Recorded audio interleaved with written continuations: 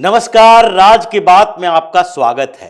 एक तरफ प्रधानमंत्री नरेंद्र मोदी राष्ट्रीय गौरव के प्रतीक के तौर पर अयोध्या में श्री राम लला को लेकर उत्साह पूरे देश में पैदा करने की कोशिश कर रहे हैं, लेकिन दूसरे तरफ सुप्रीम कोर्ट में एक नई चीजें चल रही है। एक तरफ सुप्रीम कोर्ट एक याचिका को इस आधार पर खारिज कर देती है क्योंकि आपके पास कोई वैलिड रीजन नहीं है। और याचिका क्या है कि बिल्किस बानो मामले में 11 लोगों को जो सजा में छूट दी गई थी उस छूट को तो खत्म कर दिया गया, लेकिन जो 2 सप्ताह का समय दिया गया था उसके लिए सुप्रीम कोर्ट में याचिका दायर की गई कि हमें कुछ और वक्त दें, क्योंकि ये जो समय अवधि है सुप्रीम कोर्ट ने जो दे रखी है 2 सप्ताह में, वो 21 जनवरी को खत्म हो रहा है। कारण कई बताए गए थे कि हम लोगों को यह पता नहीं था कि आप ऐसा फैसला देंगे, इसलिए कुछ पेंडिंग काम भी पड़े हैं और हम तैयारी करना चाहते हैं, थोड़ा वक्त और दे दीजिए। लेकिन सुप्रीम कोर्ट ने इस पर सुनवाई करने के लिए जजों की बेंच बनाने वाली बात कही गई थी और ये जिम्मेदारी दी गई थी जस्टिस डी.वाई. चंद्रचूड़ को, जो चीफ जस्टिस हैं। लेकिन ये बेंच बनाने से पहले ही अचानक से अगले दिन ही याचिकाओं को ही खारिज कर दी जाती है। 21 जनवरी से पहले सरेंडर कर दो। क्यों? क्योंकि 22 जनवरी को प्राण प्रतिष्ठा जो होना है अयोध्या में, पूरा देश जिस तरीके से जश्न में डूबा होगा, तुम्हें कैसे अधिकार हो सकता है कि जेल से बाहर रहकर तुम कुछ समय के लिए खुश हो लो, क्योंकि तुमने 15 साल से ज्यादा की सजा काट रखी है, लेकिन फिर भी सुप्रीम कोर्ट के टेक्निकल कारणों से दिए गए फैसले, जिसमें साफ तौर पर उस फैसले में कहा गया है कि ये इसीलिए इनकी सजा के छूट को खत्म किया जाता है क्योंकि ये मामला गुजरात सरकार का नहीं है। गुजरात सरकार के पास वो अथॉरिटी नहीं है जिसके तहत इन लोगों को सजा में छूट दी जाए। ये अथॉरिटी महाराष्ट्र सरकार के पास है। ये बस टेक्निकल कारण है और कोई कारण नहीं है। यह नहीं कहा गया कि पहले 2 जजों की बेंच ने कैसे इस मामले में गुजरात सरकार को एप्रोप्रिएट गवर्नमेंट बताया था, लेकिन यह मामला तो अपनी जगह है। दूसरे एक और मामला चल रहा था जिसमें वही वो कॉन्स्पिरेटर प्रशांत किशोर वकील बन के सुप्रीम कोर्ट में खड़े थे। और पिटीशन किसने दायर किया था?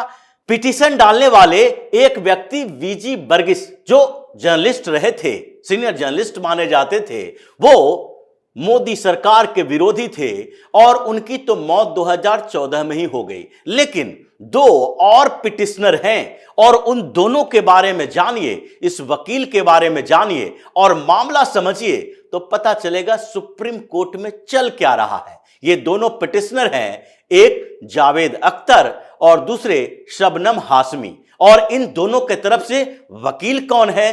प्रशांत भूषण। ये तिकड़ी जो है ये सुप्रीम कोर्ट में गुजरात के इनकाउंटर के ऊपर सवाल उठा रही थी और उसमें भी एक टाइम पीरियड, मतलब 2002 से 2006 तक गुजरात में जो पुलिस इनकाउंटर हुआ, वो इनकाउंटर की जांच सुप्रीम कोर्ट करे। और सुप्रीम कोर्ट क्यों करे?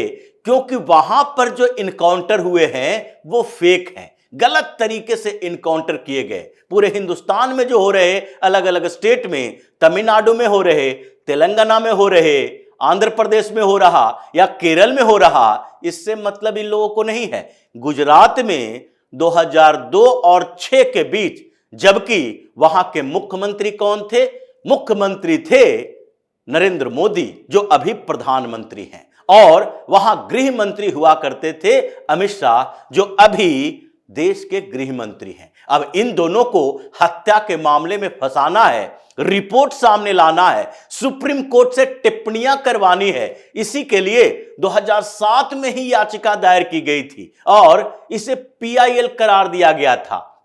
मतलब जनता के हित के लिए याचिका, जनहित याचिका। लेकिन इस पर सुनवाई के दौरान एसजी तुषार मेहता और एएसजी राजू ने जिस तरीके से प्रशांत भूषण और इस जावेद अख्तर के पूरे गैंग को नंगा किया है, उससे इन लोगों को सबक मिलना चाहिए। लेकिन जज साहब इन सारे तर्कों को सुनते रहे, देखते रहे और उसके बावजूद इस बात के लिए कोई जवाब न उनके पास था, न इनके वकील प्रशांत भूषण के पास था, क्योंकि मामला ही ऐसा है। जब एसजी तुषार मेहता इस मामले की सुनवाई में गुजरात सरकार की तरफ से बात करने के लिए उठे तो उन्होंने सबसे पहले प्रशांत भूषण की तरफ देखकर कहा कि आप बताइए कि आपका जो मुवक्किल है, जिसके लिए आप ये केस लड़ रहे हैं और ये जनहित याचिका जो दायर की गई है, दो व्यक्ति हैं,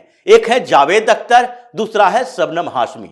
जावेद अख्तर मुंबई में रहते हैं, गुजरात से इनका कोई लेना देना नहीं है, दूर दूर तक गुजरात से रिश्ता नहीं है। ये मुंबई में रहते हैं और सिनेमा में काम करते हैं, लिरिसिस्ट हैं, बड़े फनकार माने जाते हैं, टीवी पर आते हैं, बाहर में टीवी डिबेट पर आते हैं, तो ऐसी बातें करते हैं जैसे मानो हिंदुस्तान और हिंदुस्तान की संस्कृति से इसे असीम प्रेम है। अगर देखा जाए जावेद अख्तर के बारे में, उन्होंने तुषार मेहता ने कहा कि क्या जावेद अख्तर का गुजरात से कोई लेना देना है, या दूसरा शबनम हाशमी जो दिल्ली में रहती है, अपने आप को सोशल एक्टिविस्ट कहती है, लेकिन क्या शबनम हाशमी का गुजरात से कोई लेना देना है, सीधा कनेक्शन है, लेकिन फिर भी इन दोनों को गुजरात से लेना देना नहीं है और ये याचिका दायर करते हैं।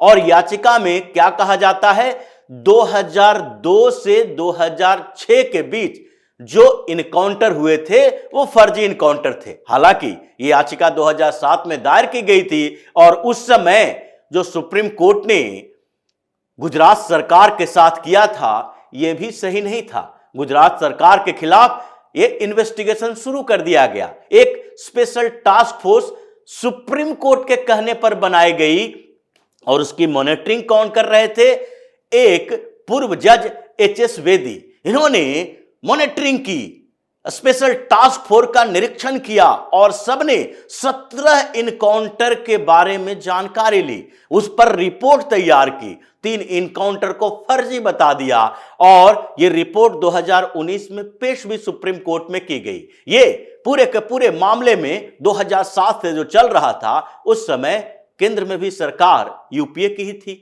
यानी कांग्रेस की सरकार थी। शबनम हाशमी, जिसे शर्म नहीं आती है, जिसके भाई सफदर हाशमी को दौड़ा दौड़ा कर दिल्ली में मार दिया इन कांग्रेसियों ने, वो कांग्रेस की चट्टी बट्टी बने हुए है। कुछ समय पहले इसने आरोप लगाया था मोदी सरकार जब से आई है उसके बाद से मुस्लिमों के खिलाफ हिंसा हो रहा है और इस हिंसा होने के कारण हम ये अल्पसंख्यक अधिकार के लिए जो हमें सुरक्षा के लिए जो अवार्ड मिले हैं हम उसको वापस करते हैं। तुम्हें अवार्ड दिया कांग्रेस वालों ने था, उसी को वापस करो, उसी से लो, क्योंकि तुम्हारे सारे जितने कुकर्म हैं ये सब सामने आ चुके हैं कि गुजरात में दंगा के बाद किस तरीके से तुम लोगों ने, तीस्ता सितलवाड़, शबनम हाशमी ने मोदी को फंसाने के लिए एक के बाद एक कॉन्स्पिरेसी की। और सुप्रीम कोर्ट में भी जब यह मामला गया था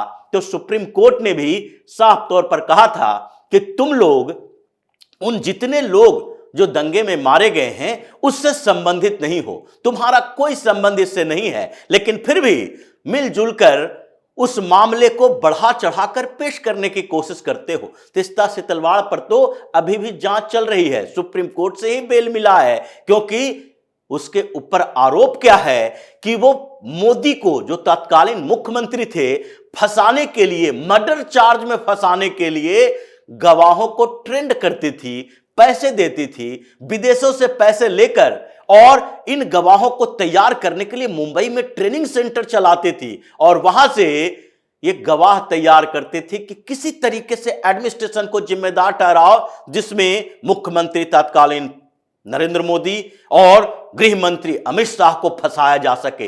ये इस मामले में इन्वेस्टिगेशन हो रहा है। बेल कैंसिल करने के लिए गुजरात हाई कोर्ट ने कहा भी था, लेकिन सुप्रीम कोर्ट में आते आते वो मामला ठंडे बस्ते में चला गया और फिर से जमानत की अवधि बढ़ा दी गई, वो बाहर घूम रही है। लेकिन इस मामले में तुषार मेहता ने कहा ये शबनम हाशमी या फिर ये जावेद अख्तर के बारे में जितने की चीजें चलती है वो सब लोगों को पता है। आखिरकार इन लोगों को क्यों नहीं दिखा जो महाराष्ट्र में रहते हैं और मुंबई में जो इतने सारे इनकाउंटर हुए, क्या कभी जावेद अख्तर के दिमाग में नहीं आया कि वो वहां पर कोई फर्जी इनकाउंटर हो सकता है? या फिर साउथ इंडिया के अलग अलग स्टेट में, तेलंगाना में पिछले दिनों हुआ था, उसके बाद इनको पता नहीं चला क्योंकि वहां पर सरकार किसकी थी? उस समय सरकार बीआरएस की थी और जो सरकारें भारतीय जनता पार्टी की नहीं होती है वहां पर इन लोगों को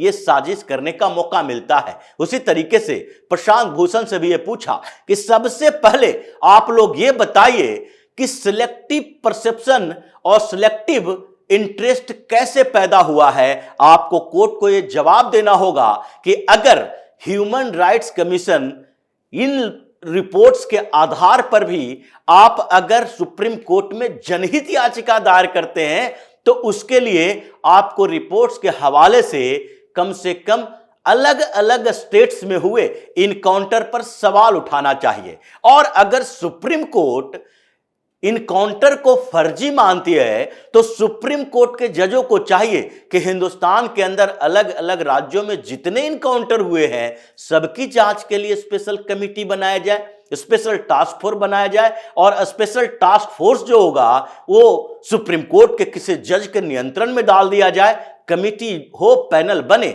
लेकिन किसी एक राज्य के लिए, और उसमें भी इतने सालों से, ये 2002 से 6 का मामला और अब 2024 में भी आप उसी पे सुनवाई कर रहे हो। यानी कि लगभग ये 2007 में याचिका दायर की गई थी, अब 7 से 17 साल हो गए, लेकिन आप इन्हीं याचिकाओं और इसको रिवील करने के चक्कर में लगे हो। क्यों? क्योंकि अगर गुजरात का कोई इनकाउंटर फर्जी पाया गया, अगर बताया गया, तो फिर से उस रिपोर्ट को पब्लिश किया जाएगा, जज साहब टिप्पणी करेंगे और बताएंगे कि देखिए ये नरेंद्र मोदी जब गुजरात के मुख्यमंत्री थे तो उस समय कैसे फेक इनकाउंटर किए जाते थे। इनकी साजिश यही है और इसलिए एसजी राजू और एसजी तुषार मेहता ने इन सबको कोर्ट में जजों के सामने नंगा किया और ये तड़फड़ाते हुए भागते फिरे कि हमें जो रिपोर्ट चाहिए कि उस वैदिक कमेटी ने कौन कौन सी बातें कही थी 3 लोगों के फर्जी इनकाउंटर पर सवाल उठा के, उन सारे रिपोर्ट्स को देखिए, कहीं एक शब्द मिल जाए कि उन्होंने टिप्पणी की होगी कि यह पुलिस अधिकारी नहीं बल्कि पुलिस अधिकारी को होम मिनिस्ट्री से या मुख्यमंत्री से कोई आदेश मिला था ताकि अमित शाह का नाम या मोदी का नाम उसमें जोड़ा जा सके और फिर अखबारों में बड़े बड़े हेडिंग बनाया जा सके। इन लोगों की साजिश यही है और एन केन प्रकारेण ये कोशिश कर रहे थे कि 2024 ऐसा साल है जहां चुनाव भी होना है और 22 जनवरी से पहले सुप्रीम कोर्ट के इन सारे मामलों में से कोई मामला एक ऐसा आ जाए जिसमें पीएम मोदी पर सवाल उठाने का मौका मिले ताकि उनके छवि को खराब करने की कोशिश की जाए और दूसरी तरफ ये प्राण प्रतिष्ठा का जो उत्साह है उसको कम करने के लिए ये अपनी साजिश में कामयाब हो सके। तो इसी तरह की खबरों के साथ फिर से हाजिर होंगे, तब तक के लिए बने रहिए हमारे साथ और देते रहिए हमें सहयोग ताकि इसी तरह की खबर हम आपके लाते रहें। धन्यवाद।